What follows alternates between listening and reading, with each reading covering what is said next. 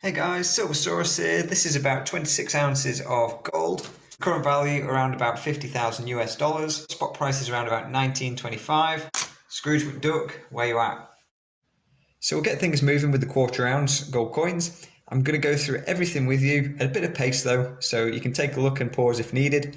And we'll have a look at each piece, and then later on we'll have a full spread and pan around a little bit. So one of the best balances between size and price point is the quarter ounce gold coins, especially if dropping the cost of a full ounce is a little bit of a stretch on a regular basis. So many countries have their government mints, whether you're in America with the Eagles, Canada with the maple, or here in the UK we have the Britannia.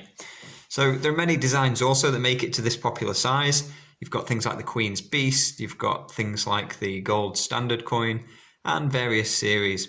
Personally, I'm quite looking forward to picking up the Tudor Beast, especially the first one, which is the Lion, anytime soon.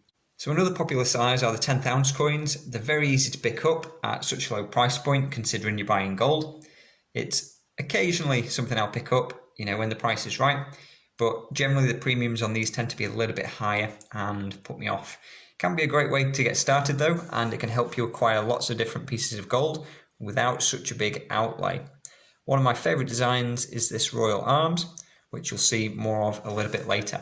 So these days I tend to focus on the sovereigns that you can see here. I've left this little 10th ounce in just for comparison. You can also see the difference here with the quarter ounce coin. So if you're a regular viewer, you'll know these are the base of my stack, the gold sovereigns, and whilst the modern coppery colour you can see just here is not my cup of tea, it can be a bit underwhelming.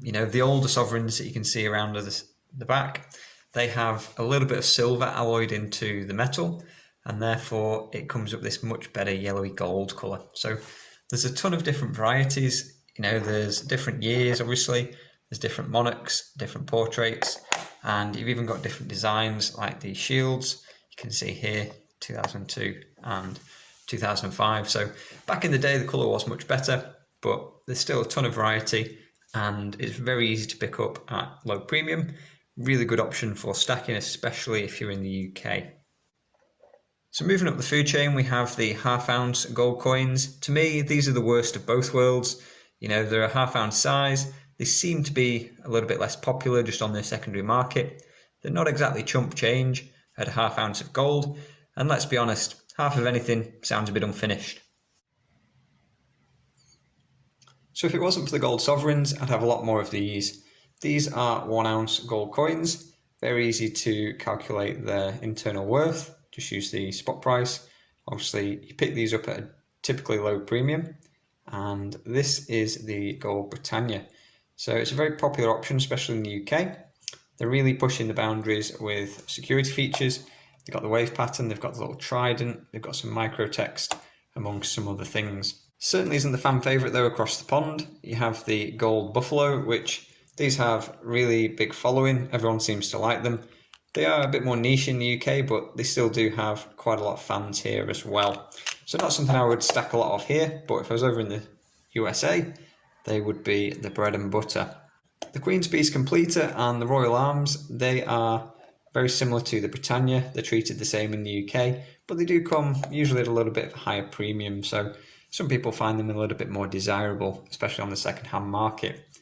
Could we really have a gold stack without a 1 ounce Krugerrand, the classic 1 ounce bullion coin, 22 carat there in all its glory? And who could say no to a beautiful maple, 4/9's fine, or a wonderful kangaroo at the right price, hey? So one thing I like about the kangaroos is the design changes each year compared to the Britannia, which tends to have a similar design. They've changed it a few times over the years, but for example your Krugerrand, your buffalo, your maple, very little change in those over the years. So Perth Mint, they do some good stuff. I like how it's a matte finish combined with the polished effect and a little bit frosted looking. Really makes the design pop and the text stand out. Now this monster does weigh in a little bit heavier than the 1 ounce at about 1.205 ounce. You can see there 37.5 grams of oro puro, which is pure gold, and this is the Mexican 50 pesos. So I wanted to see what all the fuss was about. They again have quite a lot of following, so I picked one up Another coin, again, strong following, but maybe not something I'd buy more of. So let's hit the bars next, and these are the kind of bars you'll find me in at the weekend, swimming in them Scrooge McDuck style. Okay, maybe I've not quite got that many yet, but these are the sort of bars I like. So you get them in different kinds. You get some in the assay cards like this. They're all sealed up, like you can see here with the Valcambi, the Metal Ore. Very easy to pick up, relatively low premiums, different sizes, you know, very straightforward. If you're a bit more keen on the designs, you've got the Pamps over there, and they're ever popular as well. So personally, my favourite bar that I own is this cast piece of gold here by the Perth Mint. What do you reckon? Don't see too many of them around on YouTube. There's one or two, but just seems to be a bit less popular. People tend to go for coins or the minted bars. It is quite small, you know. There's my hand obviously for scale, but on the whole, I do really like the cast gold. There are obviously much bigger pieces of gold. You could say, you know, why buy all these different pieces? Why not just buy one of those?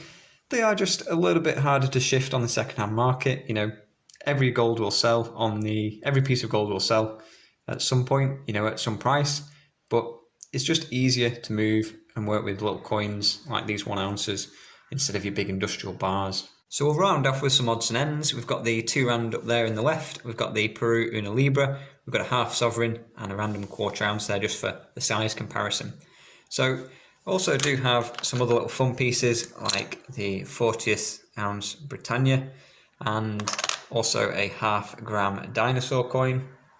But these aren't the kinds of things you would want to stack a lot of. You know, if you do want these smaller pieces, the half sovereigns are a good option. They've got quite a low mintage, like this 2002 here has only 60,000, the 2005 around about 30,000. So interesting bits, and you know, if you do want some smaller pieces, I'd go for the half sovereigns over the 10th ounce, but that's just me personally.